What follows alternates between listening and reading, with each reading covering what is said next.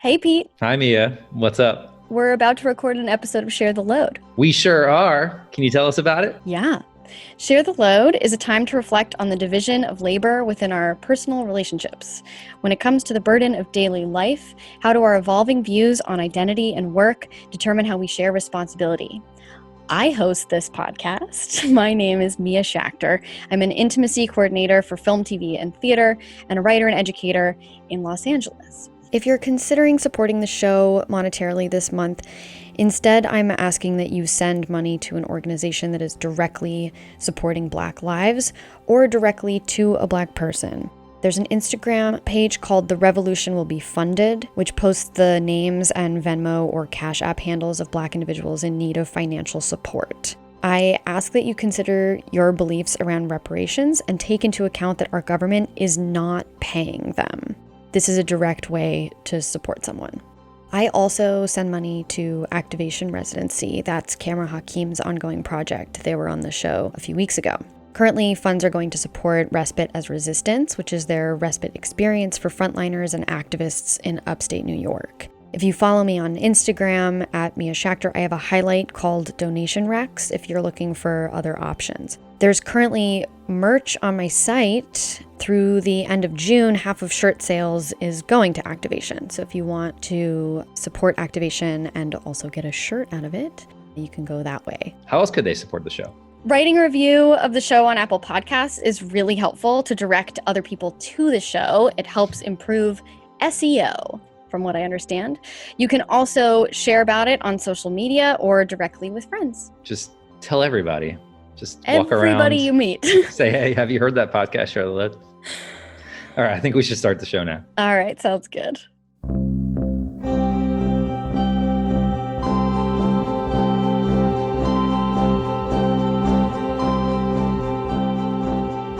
I'm your host, Mia Schachter. I'm an intimacy coordinator for film, TV, and theater, and a writer and educator in Los Angeles. Today I'm talking to Marleegrace. She's a writer and dancer living in New Mexico. Hey, Marlee.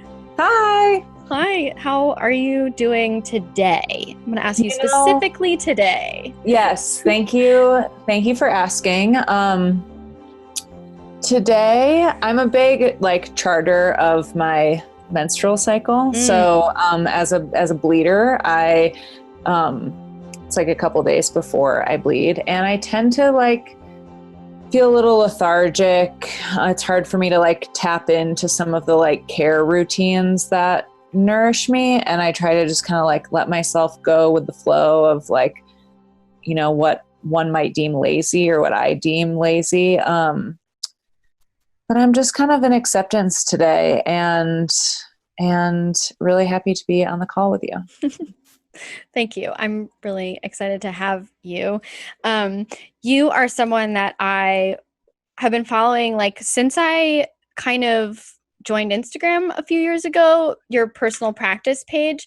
And then it was in the last couple months, I've had this kind of pinball effect of through Brooke, her, and then being introduced to Camera, who was also on the show. And then it turned out Camera knew someone who had been on the show previously that I did not know that they knew each other. Cool. And then, turns out that both of them, or at least are familiar with them. And so it's been this kind of whirlwind, upward spiral of just whoa, all these people kind of, it turns out, are already, a web was already spun. So it's pretty cool to have you here. On top of that, also knowing Isabel from Everybody Gym, who yes. Yeah, that was the final thing where I was like, whoa. That's beautiful. Yeah. So I usually start by asking people if you have formative memories of beginning to understand a relationship to labor, understanding, viewing it, watching it be divided, understanding that it was a thing that you yourself had to participate in, and what your kind of roles were.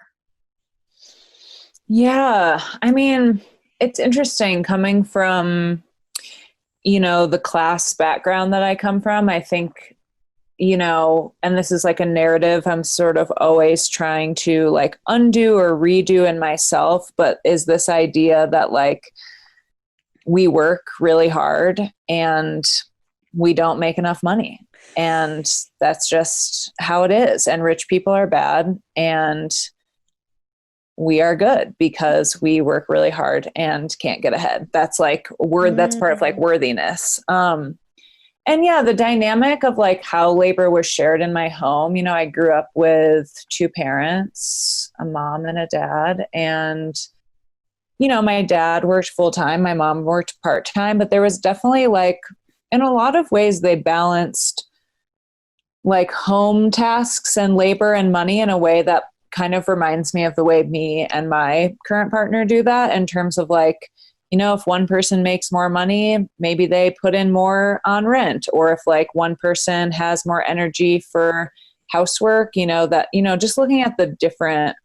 And it was funny when I read that question before you sent it, I was like, oh, that's like kind of how me and Jackie do it. And even like there was some dysfunctional things clearly in my family dynamic, but it was, yeah, like looking back, it was equal, not because it was equal. It was, maybe that's, yeah, it was equitable in terms of like how it was matched with each other.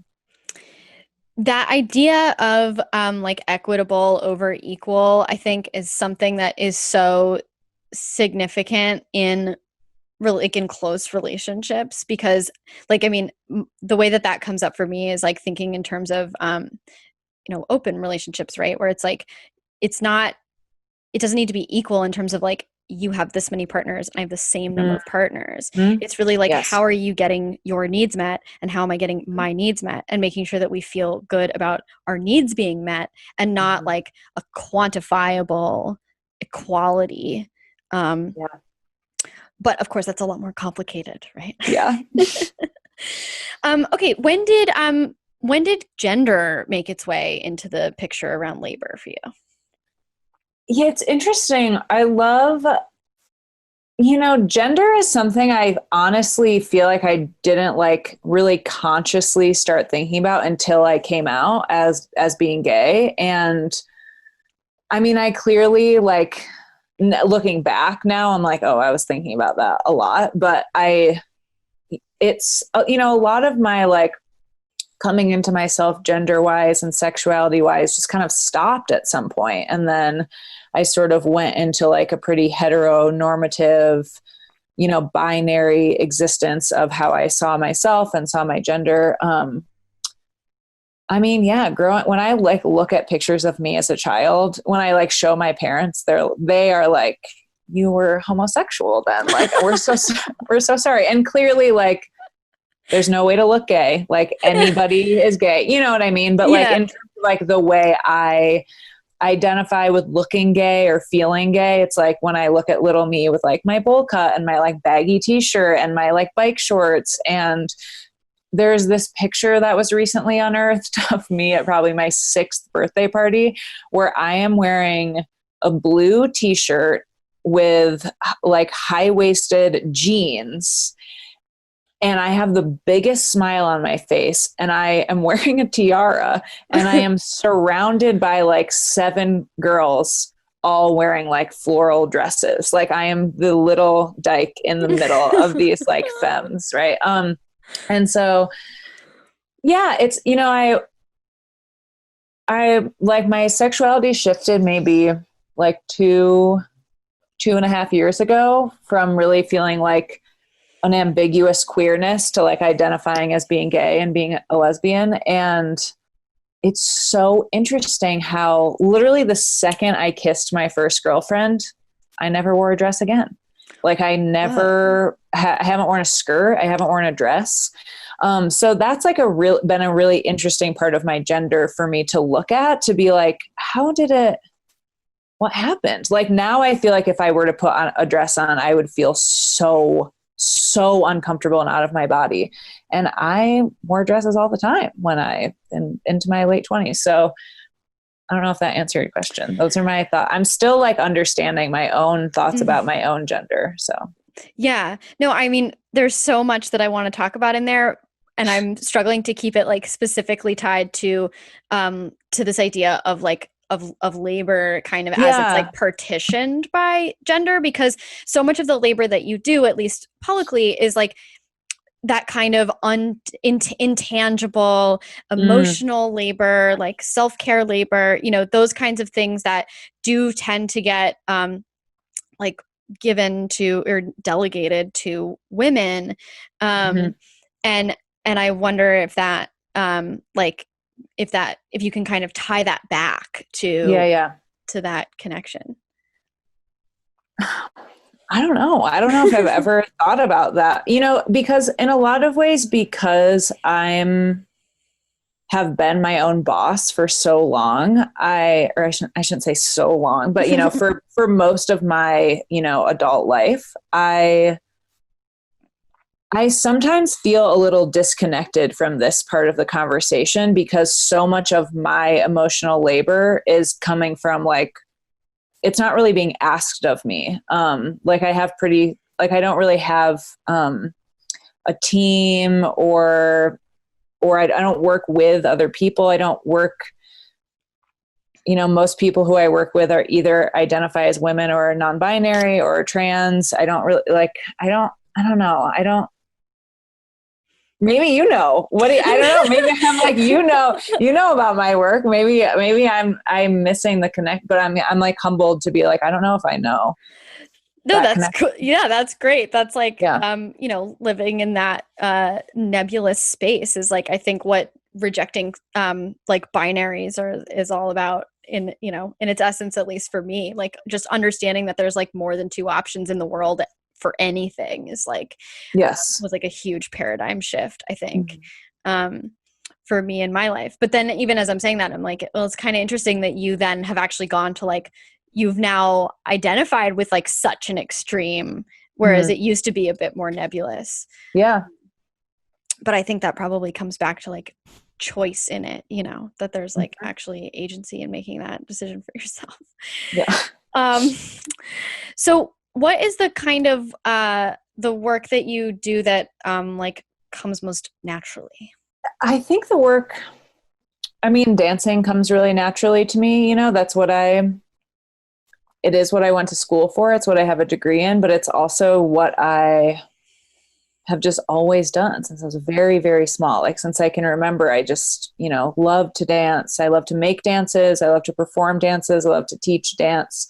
It's it's definitely like, other than maybe breathing and walking, you know, other than like basic kind of functions, like it's definitely the thing I have done the longest. So I definitely feel natural in that, and writing. I mean, I started like writing really seriously when I was like 9. I started like envisioning like a novel, which I don't think I'll ever write. Who knows? Maybe I'm young. Maybe I will write one. But yeah, writing and dancing come naturally to me and bring me a lot of joy, and I feel ease with them. But yeah, they are both tied into my work. My writing especially, you know, became my job and like a main part of my career. And so sometimes it doesn't come as naturally anymore. Yeah, I had a similar, like I did ceramics for like a decade, and you know, for the first 7 years of that, 7-8 years of that, it was like pure joy. And then as soon as I monetized it, you know, classic story, and I was like, that won't happen. Like, I love this. That'll never happen. And then it did lead to just immense burnout, because the demand and the way to kind of make it like monetizable was to make it, you know, palatable, replicable. And I just completely lost all of my love for it and ultimately ended up completely shutting it down. Yeah, I mean, it's interesting to hear you say that, because so much of my work is like helping and encouraging artists to like make money off their art or focus on their art, whatever that means to them. And dance, again, is the thing I have like the most, it's also the thing I've gotten the most like major press for, the most times people recognize me out on the street, the most like educational accolades, whatever, dance. And it is the thing that I make the least amount of money on every year. And I think I do that on purpose. I think there's part of me that's like, I cannot bear to watch something bad happen to this. Like, it's so, and then sometimes I feel shame around like, but I should be pushing myself. And I'm like, no, I mean, my writing really is just like my dance practice in writing form, it's part of it. They're connected, but yeah, like they're symbiotic. Yeah. Yeah. So, but that's also interesting because of what you said, that like growing up, there was this idea that kind of, like if you were working and not making money on something, that was like the most noble way to do it. Do you think that that's related? Uh-oh. Okay, here we go. I mean, maybe. I find that in everything I do. I mean, I definitely like spiral into what one might call like under-earning, because my career took a direction a couple of years ago where I started making more money, and I started making more money at the things I already liked doing that I used to make less money at. Mm-hmm. So that was confusing to me. I'm like, I didn't necessarily start. I mean, I'd like to think I work hard, but the work, the like amount of sweat equity wasn't necessarily that much higher. I was just working really hard for very little money before, and then it started looking like more money. And I definitely go into like trying to avoid that, to be like, well, I don't want to have too much money. I don't want to have, and so that's what I talk to my therapist about every Tuesday. Yeah. Yeah. No, I'm having like a similar kind of related struggle, which is that like, I struggle with this like, ego part of myself that's like, I have this sort of sense that like, if I let myself value what it is that I do and what I have to offer people, that my ego is going to just inflate. Yes. And like uncontrollably. Mm-hmm. And that's like a catch-22, because I need to actually have a healthy relationship with my ego in order to value what I do. And to believe that it's like, not just valuable, but like impactful to other people. And if I don't believe that, like who else is going to believe that? Yeah. And if I don't believe that I deserve to make a living, like literally a living, like right. I live with my parents. I can't afford to move out because there's a global pandemic going on, like not for nothing, but like, can I charge money for what it is that I offer? Like, yes. Okay. Well, how much? And like, how much do I then need to sort of put back into community stuff?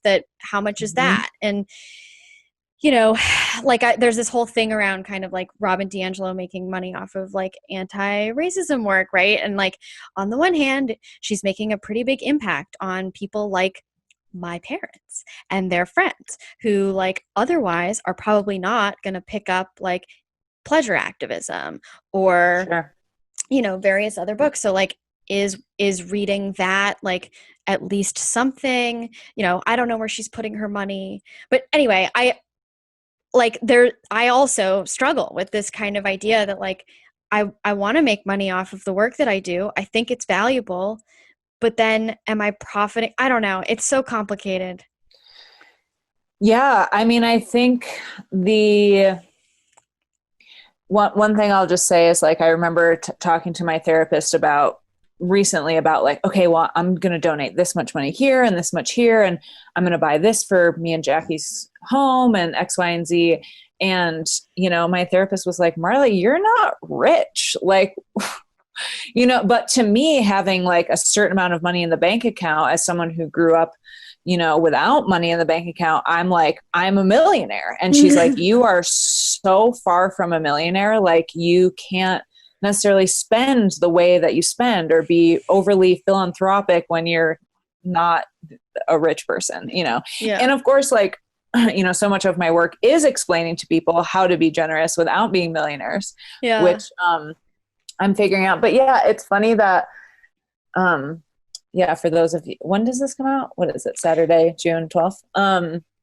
So for those of you watching, I feel like that's a really interesting example to talk about white fragility, the book, and, you know, is part of, I think, like the extreme nuance in our society right now, in American society, around how do white people learn about being anti-racist. And yeah, I think it's really interesting. I have like a lot of like Black women I'm very close to who are like, please read White Fragility immediately, you know? Right. And then I have other Black women in my life, Black people in my life, people of color in my life who are like, fuck that book. Like, and, you know, I think that comes from the idea that she wrote a book that is like exploits the pain of Black people. And that's how she made money. Right. Which is complicated because I think it also is a book that certainly uses that narrative, but also focuses on whiteness. But then if we're reading that, we're still centering whiteness. So it's really complicated. It's really nuanced. And there's, I think, amazing points on both sides. And yeah, like you said, I think it reaches certain people that maybe aren't ready to tune in other places yet. It has to be like a gateway book. Like it can't be the like, and now I'm done. Right.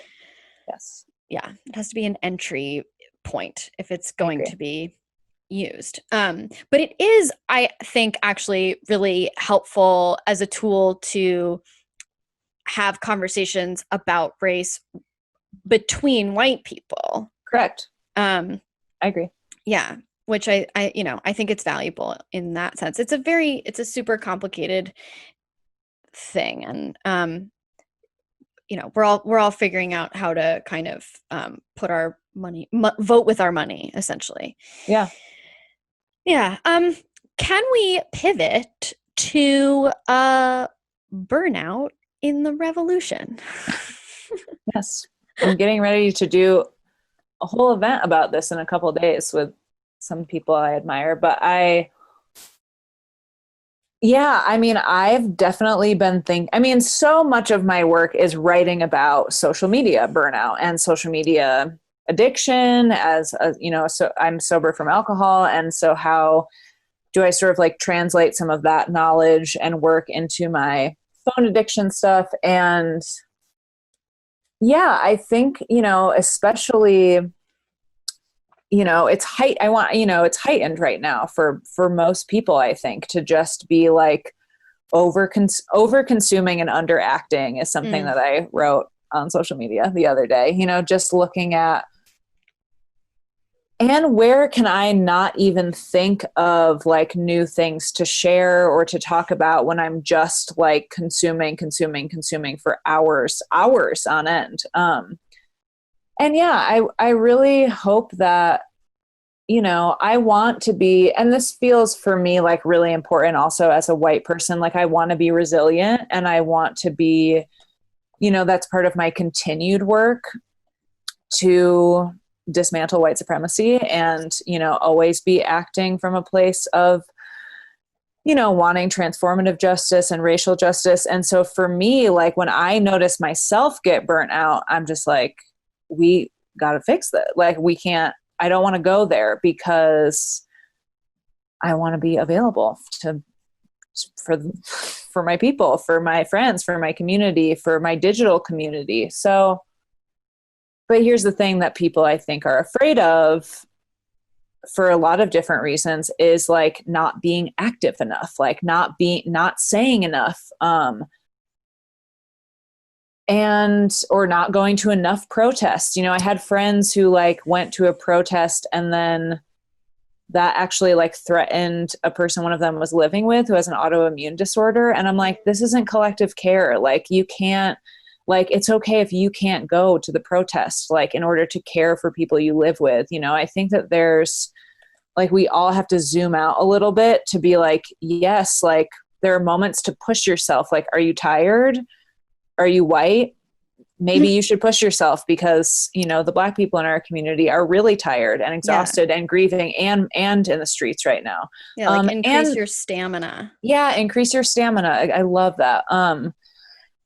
And yeah, And of course, like there's a lot of people who can't go out for a number of reasons, one of them being that we're in a global pandemic and, anything that would be sensitive around being in a crowd.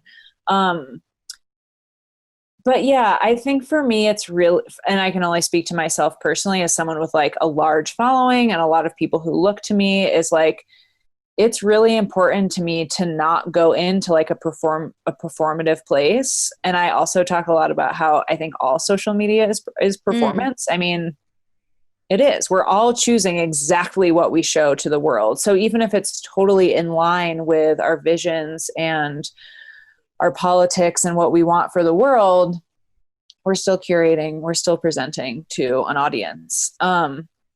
So for me, it's really about like making sure I'm moving my body, making sure I'm taking my herbs, In my neighborhood, it was about, having to like, again, be like, Instagram is not where I reach all humans. Like I have neighbors who I talk to every day. And so I made like a pamphlet to print out for my neighbors to like give to them that are like, here's some books you can read. Here's why we should defund the police and not reform the police, And so, but it's scary because I think people are afraid that not posting or not saying anything for even a day or two looks bad. And I think that's where I'm just like, I have to release other people's expectations of me, or else I think for me, I can swing into a place that could be harmful. And so, not burning out, I think has a lot to do with like checking in with yourself and your nervous system and just being realistic about where am I overextending myself? And again, I think like what you said about,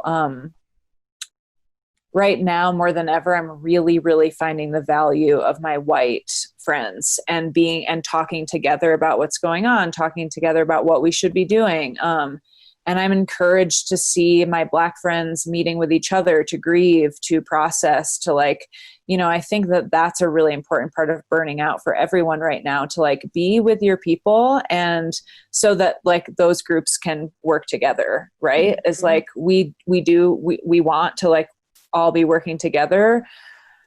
And so that's going to mean like splitting up a little bit and like processing separately. Today's episode is brought to you by Patreon subscribers and by me. I teach boundary and consent classes on Zoom on a sliding scale. The classes offer a framework for the practice of consent and finding and communicating your boundaries. I've been told that these classes can give you more options for how to express yourself and even make more space for creativity. I've added 2 classes for next month. One is for actors, where I'll be talking about how you can advocate for yourself on a set and what your rights are. And one for directors, which will cover how to talk to actors and intimacy coordinators about sex scenes, as well as some gender and sexuality sensitivity training. You can find me by my name, Mia Schachter, on Instagram, and sign up for classes through the link in my bio. I also offer one-on-one embodied boundary sessions. I'll let one of my clients, Afomia, share her experience with you. Doing boundaries and consent work with Mia has been one of the most transformational experiences of my life. I remember when I began this work with her earlier this year, I was terrified. I didn't really know what to expect and was scared that I was going to make a fool of myself. And I'm so glad that I went, because it's nothing like that. One of the most powerful things Mia ever said to me was that doing this work gives you the ability to understand yourself and to then give the gift to others to not cross your boundary. And it's been so rewarding and so amazing, and I've literally recommended her to everyone I know. She's a remarkable person, and the work is so individualized that I truly believe that everyone can get something out of it. Thank you, Afomia, for that glowing testimonial. You can contact me about those private sessions through the link in my bio as well. Yeah, something that I actually talked about with Cameron was like this idea of like being able to show up whole. And if you are not caring for yourself, you can't fully show up in any other space for anyone else. Yeah. And that actually takes a lot of like, of discipline. It can be really easy to kind of be like, well, I can do this for you. It's so much easier for me to hold other people's boundaries for them than it is for me to like maintain having one day off out of 7 a week. But like being able to show up completely requires that self-care and that dialogue with your nervous system, and also like giving yourself, engaging your own ongoing self-consent. Like, what are the limitations of the resources that I have? Am I able to do this right now? And then, as you're saying, consent even like from the other people in your life. I'm living with my parents right now. They want me to go. They were like, yes, go protest. Consider that you're there for us too. But then there was also like, well, what is a like necessary risk versus an unnecessary risk? Are there ways that I can protest from home that are possibly even like sort of more where I am like more impactful possibly? Absolutely. And ultimately I think that that's kind of where I'm landing, that like, I'm glad that I went to the protest that I went to, but I also feel like even while I was there, I felt like I could be more in service by like working on this curriculum or working on this, reading this thing or like making sure that I'm more informed about this and that, than being a body in a crowd. But you're also talking about, well, okay, I want to pose this idea to you that I've been mulling over for a couple days, because it sounds like it might be something in line with what you think about anyway. I was thinking about the idea of like a 12-step anti-racism program, where like the first thing that you have to do is admit that you're a racist and that you're powerless to the high of power and privilege. I mean, your face makes me think that this is resonating. I literally was in a 12-step meeting the other day and talking to a friend, and I was like, I think everyone just needs to go to Al-Anon right now. I mean, specifically white people. I mean, it is literally, having program in my life is, so important to me all the time. It's why I'm alive today. It's why I have a healthy, powerful relationship. It's why I have friendship. It's why I have anything, honestly. It's like my higher power and 12 steps. But yeah, I've really been thinking about, when I've been seeing the internet too, a lot of like bigger companies, usually led by white women, getting called out right now. In my heart, I almost want to be like, I wish you had the steps. Like, cause I feel like so often what's happening is people are getting feedback, white women are getting feedback, and they can't do a thorough and fearless inventory of themselves, and they can't make amends. Like, and that's where whiteness becomes really violent and really harmful. And yeah, so yes, I've been thinking a lot about like, yeah, I am powerless over, I often just try to replace alcohol with anything. I'm powerless over my phone right now. I'm powerless over, whatever it is. And my life has become unmanageable. And then I get to invite like a higher power into my life that guides me through the rest. I think that's the other thing, is people think they have to do this moment alone. And I'd like to think we all have like access to divinity and some sort of divine connection, whatever the hell you want it to be, whatever you want to call it. And, through that sort of like spiritual tapping in, we get to do an inventory of ourselves, figure out our character defects. Most white people, one of our character defects is white supremacy. Yeah. And, and like you said, I love the, like, where am I addicted to like power and that privilege? I think that is a hard part for a lot of at least white people in my life right now who, maybe feel pretty equipped with tools, but are sort of starting to be like, where have I not given up power? Where am I still really attached to that? So, I think it seems to be a collective identity crisis for amongst like white people who are, shaken to their boots right now. Like, where, oh my God, like, where have I been ignoring people? Where have I been not listening? Like, how have I been complicit? And then all of a sudden having to reconcile that with the fact that like, you still think about yourself as a good person. And then does this mean that you are a bad person? And like all this, and I think that that's stuff that people deal with like in recovery. And also this idea that you're bringing up that just keeps coming up. And I have started to find that like, I think that the people that I am kind of talking to, when I'm talking to like an audience, it usually is like it, at least in this moment and for the last few days, has been like white women who are like just becoming aware, you know? And my goal in that has become pretty clearly like, if I can help you speed up your guilt processing so that you can arrive at action and not like wallow because it's very self-serving, then I will feel really good about what it is that I'm offering. But one of the huge things that keeps coming up is that so many white people right now don't know what to do because they don't know themselves. They don't know what they have to offer. They don't know what they believe in. And they are just completely like grasping at straws for like, how do I participate in this? Like, where's my role? And then they're reaching out to Black people asking for guidance on that because they don't know how to look at themselves. And another thing that keeps coming up for me is this idea of like the somatics of racism, like the feeling in our bodies of white privilege, of white guilt, of white fragility, of white narcissism, like getting really aware of what those feelings physically feel like so that you can do your nervous system regulation, that you can feel it bubbling up and be like, oh, that's my fragility. I'm going to stop talking. I'm going to take a deep breath. I'm going to maybe exit and like, you know, do some research rather than the defensive thing that happens, which is this like blathering on about how you didn't mean what you said and intention over impact.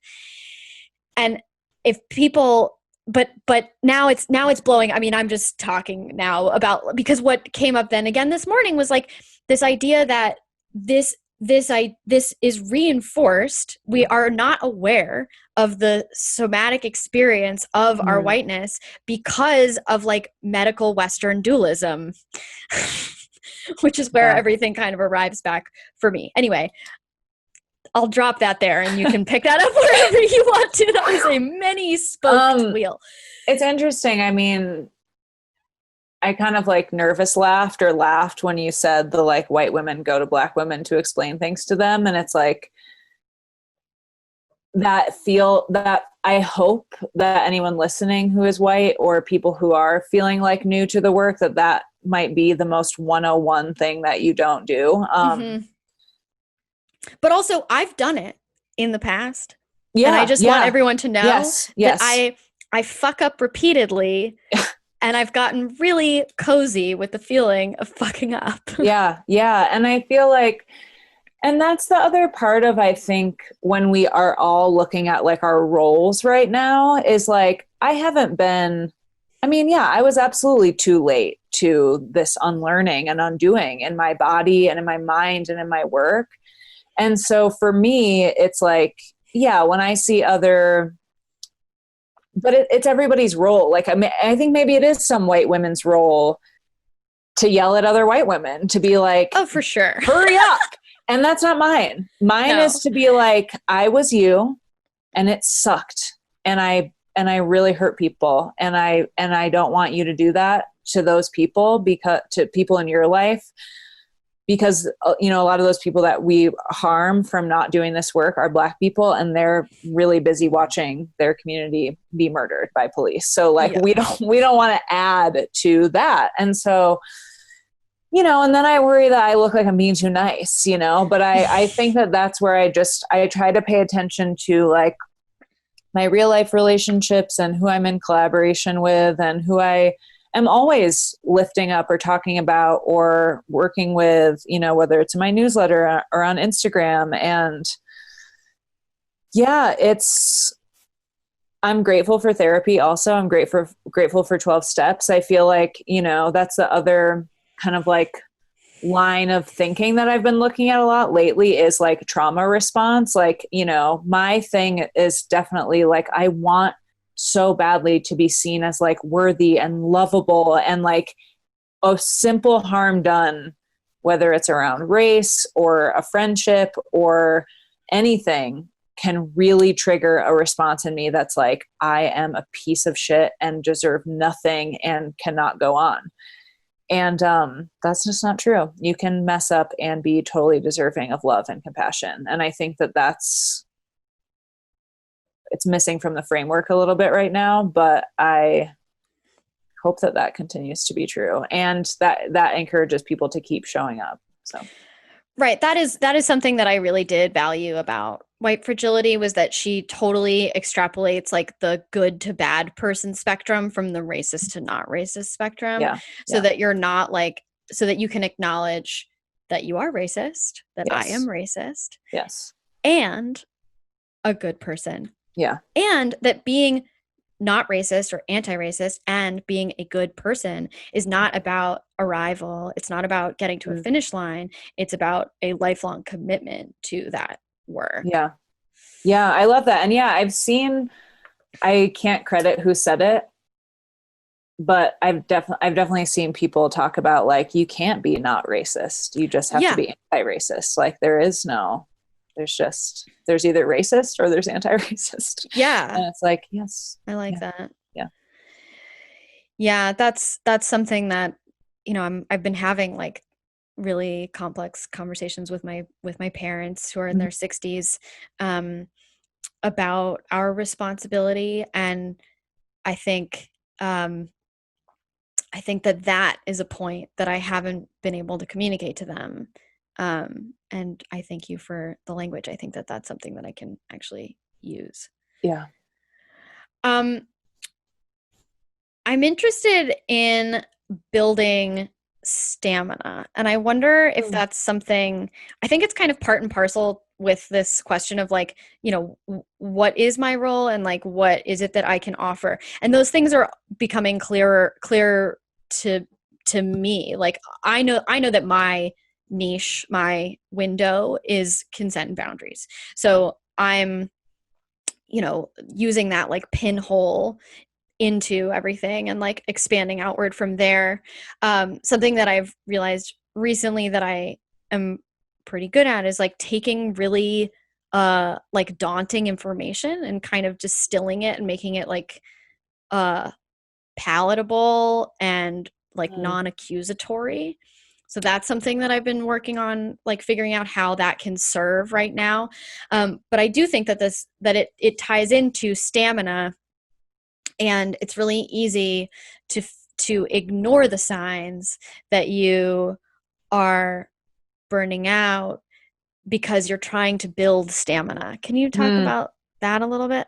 Yeah. I mean, it reminds me of like the phrase running on fumes. Yeah. Like sometimes my stamina, what I think is stamina, is me going so fast on nothing, on like adrenaline and candy. Literally, you know what I mean? It's like I didn't eat like a nourishing meal that made me feel powerful. I'm not hydrated. I'm like drinking coffee for the first time in 6 months and like buzzing around like, here we go. And then that, we usually crash. Right. So yeah, I think, that's why I do talk a lot and teach about like having daily practices or devotional practices, whether they're once a month or once a week or every day. Sometimes flower essences, herbal medicine is really important to me and feels like something I can kind of lean on or go towards when, I need more stamina, when I just need to connect with myself in some way, to just like pause, take my drops, move forward. And I think that goes back to like accountability. And I think right now for me, always, I definitely have a few friends who are like in my same line of work in some ways, usually like the queer author type who also maybe teaches online or has products. I don't know what they call that. But, I think that's me. Yeah, there we go. We can be friends now. And it's like I text with those people a lot because that is the other way. It's really hard for me to check in with my own stamina. I mean, that's part of why I go to therapy. It's part of why I go to 12 steps. It's why I have a 12-step sponsor. It's why I have friends and fellowship friends. It's why I have, colleague friends. I definitely do a lot of checking in with other people. to check in on like, I haven't danced in a couple days, or like, I'm not drinking enough water, or, you know, I also try to do that so that I don't burn my partner out, who, speaking of burning, she's a firefighter. And so she's actually, as we record this, she's been on a fire for almost 2 weeks. And so, you know, a lot of the way our relationship works is, you know, for half of the year, every year, she's just not really around that much. She's like tending to our earth and the people, and making sure the people who are on it have structures still. So and like bunnies, you know, she makes bunnies get out of there. But so, yeah, I think that's like another thing I think about in terms of burning out, is like how it also affects, you know, the relationships closest to me. So I maybe don't go directly to my partner with some of my work burnout stuff. I maybe go to like some of my friends who would relate more also. Yeah, you're making me think of like I just was like working toward this goal with a couple other people, and this past like Monday, I think, I quit, and I was really devastated to lose this project, but I was waking up every morning thinking like, what is going to go wrong today, you know? And I was like I was really struggling to check in with my gut. Like, I have done so much work. I mean, from years of, I mean, truly decades, lifelong, like gut and autoimmune issues, where, you know, for the first 28 years of my life, I was, learning that the only way for me to feel normal was to reject everything that my body was telling me and completely ignore it and tell it that it was wrong and that my head was correct. You see why I'm obsessed with dualism. So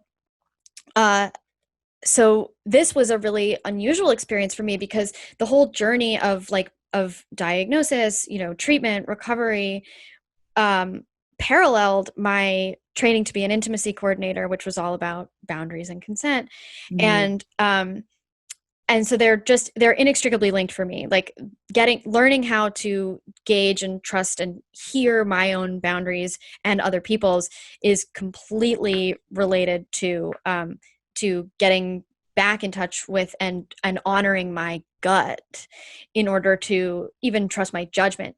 So this past 2 weeks of like, you know, can I be involved in this project? Is this something that I can do? Really threw me for a loop, because I couldn't tap into it. I was like, I don't know what you're telling me right now. I know that this feels bad, but like, why does it feel bad? You know, it was also very racially charged, and it was also, it was professional. And so there was like, you know, there's politics involved and relationships involved. And I was, you know, risking relationships and ending relationships. And I'm not upset to have ended those relationships, you know, in large part, like I felt that those relationships had a time limit basically, and they ended. But yeah, losing the ability to actually like listen and tune in and pay attention was really jarring. I'm kind of losing my train of thought here. I think we were talking about what were we talking about? Stamina. Okay. Not burning out. My relationship. Okay. I was saying I try not to bring things to my relationship. Oh, yes. Okay. Thank you. Well, it's interesting because it relates to stamina, because there was a lot of discomfort in it. And a lot of it, I was like, am I just uncomfortable? Am I an uncomfortable white person right now? And at the end of the day, I was like, no, you know, there's a lot more going on here. Like that's not what's happening. I think this is not right for me. But I ultimately in the end, you were talking about burnout and like, you know, caring for your relationship by caring for yourself. Like I had this day where I snapped at my mother. I got so impatient with various things. I wasn't eating, you know, and then I was hungry and I was like hangry. And, and I, you know, at the end of the day, I was like, I can't do this thing because of this is not really me. Like this is this is affecting me in a really negative way. Like there's a really combustible chemical thing going on and I can't do this. And that ultimately felt more caring to myself and in fact the other people involved. Mm-hmm. Yeah. Yeah. It all kind of worked out in the end, but well, I feel like we kind of have to get to the end. In wrapping up, can you share with us 3 things, pieces of media, people, maybe experiences or conversations that were so impactful or transformative to you that they have brought you to the way that you think today? Yeah.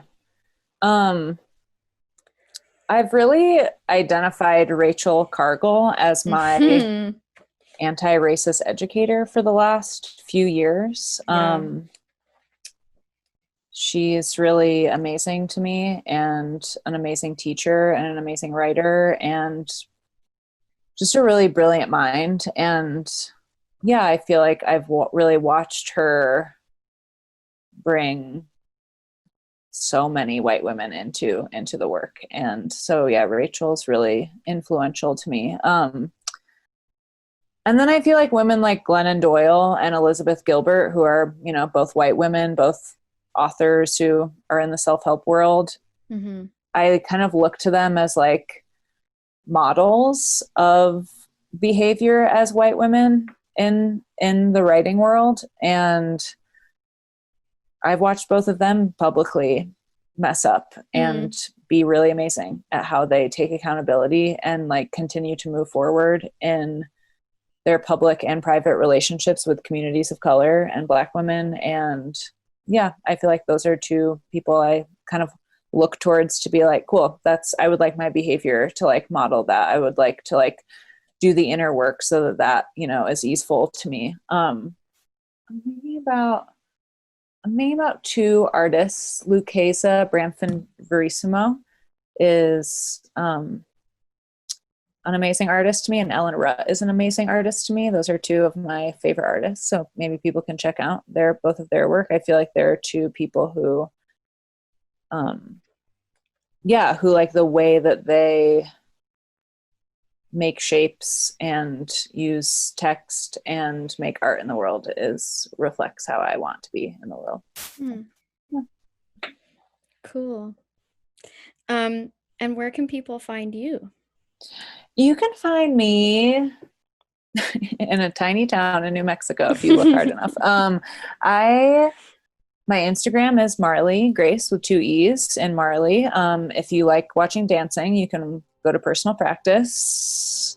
And my website is marleegrace.space. And if you go to marleegrace.space/home, that's usually where you can find all my links, to all my things. And if you like radio, you can listen to me from 3 to 5 p.m. Mountain Time every Sunday on KMRD, my local community radio station. It's an advice and music show. You can call in, you can send an email. It's called Friendship Village. You can listen to all the old episodes on my website. I'm on Instagram at Mia Schachter, SCHACHTER, and you can follow the podcast at Share the Load Podcast. Special thanks to Pete SZIJARTO at Director Pete on Instagram for recording, editing, and producing help, and to Tyler FJELD for the music. You can reach me at podcast@sharetheloadinc.com with questions or comments. If you find these episodes enriching or educational, please consider becoming a member at patreon.com/sharetheload. All right, Marlee. Well, thank you. Thank you. This was really nice. Yeah, I appreciate it. Really lovely. Thank you for doing this with me.